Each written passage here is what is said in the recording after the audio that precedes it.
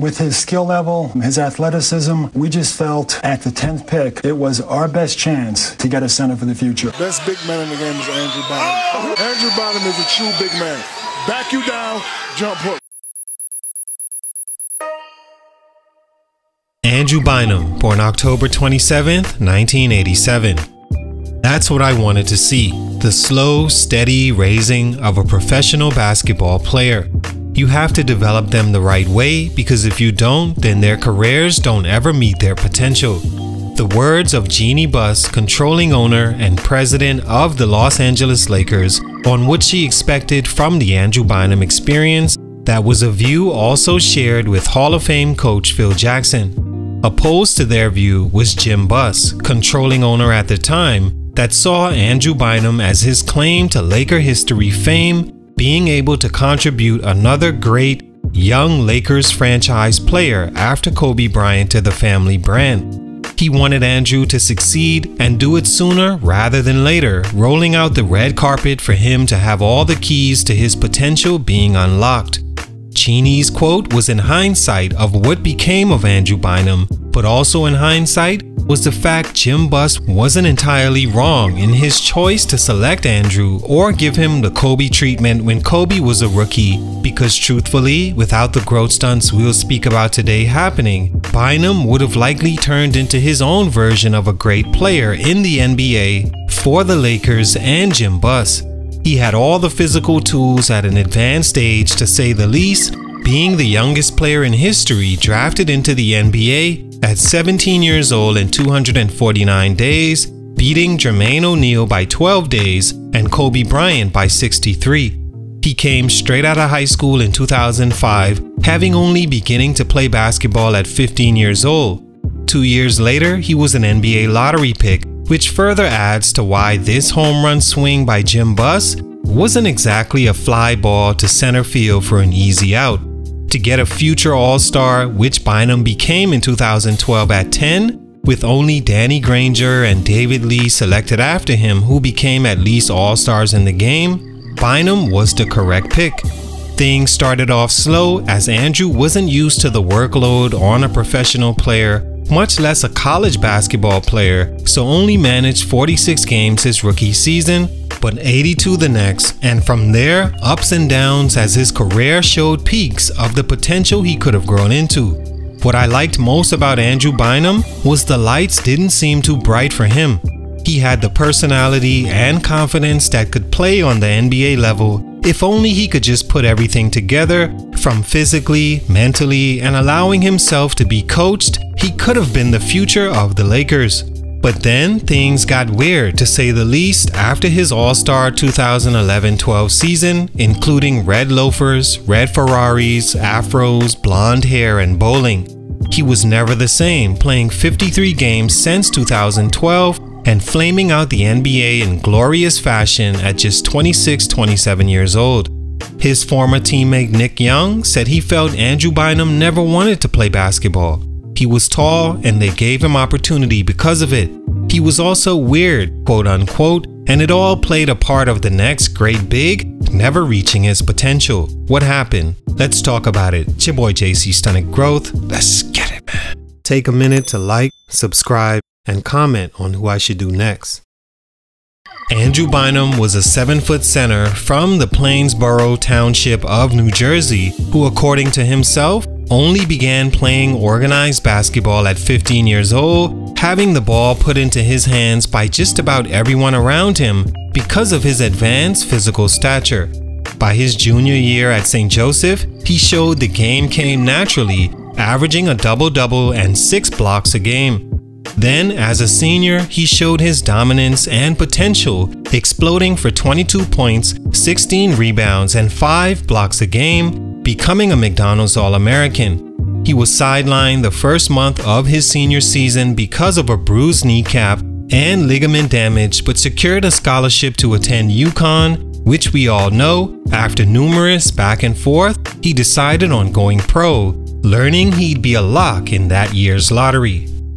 Stunt number 1, a bad skeleton. The biggest misfortune of Andrew Bynum's career was his body not holding up to become the player he was gifted enough to become.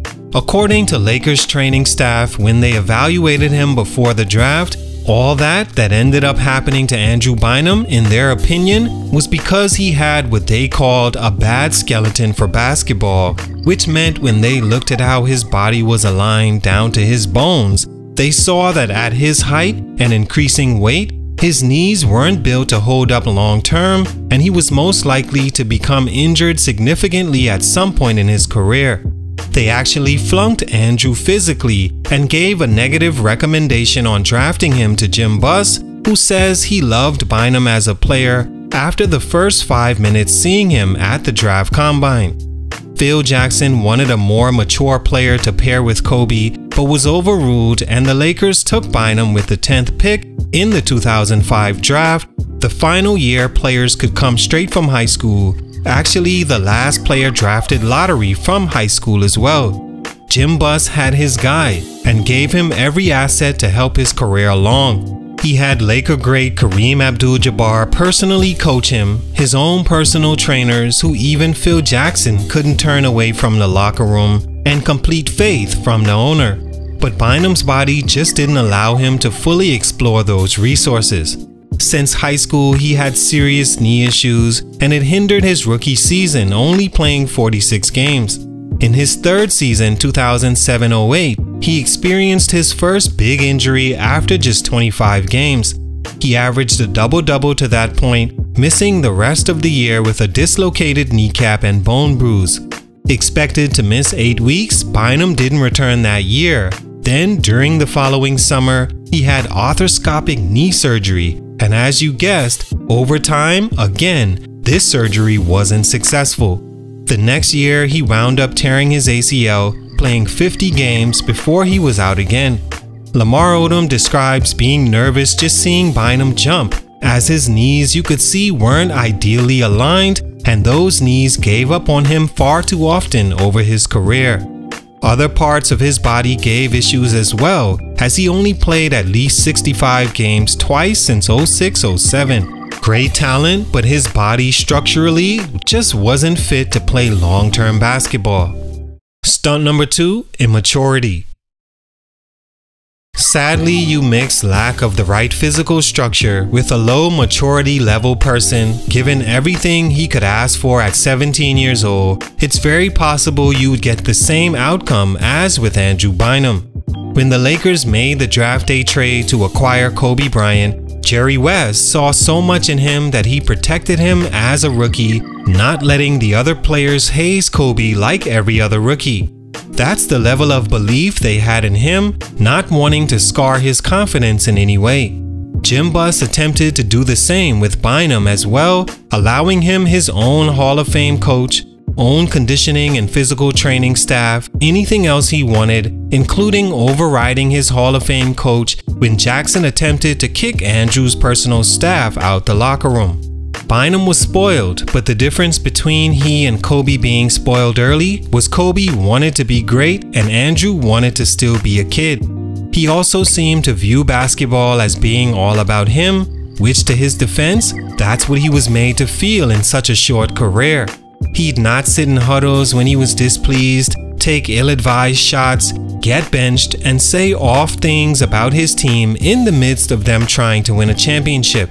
Nevertheless, he became an All-Star in 2012 and played 60 games, right on time for the Lakers to trade him months later in the offseason to the Sixers after the Magic refused him because of his injury history in a 3-team deal, but he never played a game for the Sixers because while he was recovering from knee treatments, he injured his left knee while bowling. Nick Young also has a story of him doing donuts outside in the snow in a Ferrari that was too small for him, on a torn ACL.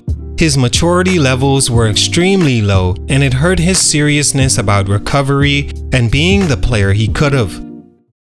Stunt number 3, desire to play. Simply put, Andrew Bynum, according to some of his past teammates and his behavior, showed he didn't care to become what everyone else saw him becoming. He's from a suburb in New Jersey, courted at 15 years old to be a star, going to the NBA 2 years later and having the Lakers give him the key to their future certainly skewed Bynum's perspective. Then you add the money he accumulated that allowed him to do whatever he wanted. At some point, it was clear he had no desire to play any longer.